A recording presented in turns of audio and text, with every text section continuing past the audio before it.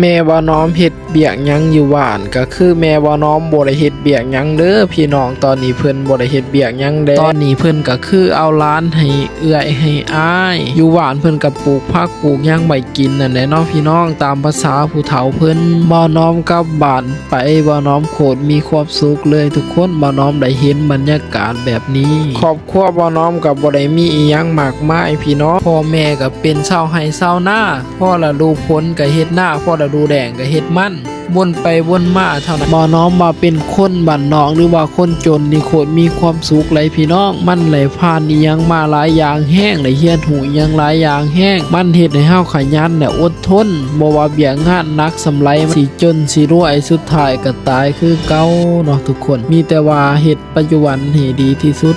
ไผสิว่าบ่น้อมบ้านนอกก็สร้างเด้อพี่น้องเอ้ยนี่มันคือความสุขอยู่กับครอบครัวพร้อมหน้าพร้อมตากินข้าวพร้อมกันตอนยังน้อยโคตรมีความสุขเลยพี่น้องตื่นเช้ามาพ่อแม่เฮ็ดกินเฮ็ดอยากให้เนาะตื่นเช้ามาอาบน้ำแปรงฟันแล้วก็ตื่นกินข้าวไปหาเด่นเนาะทุกคนมีความสุขพอแต่ใหญ่มากนี่แหละทุกคน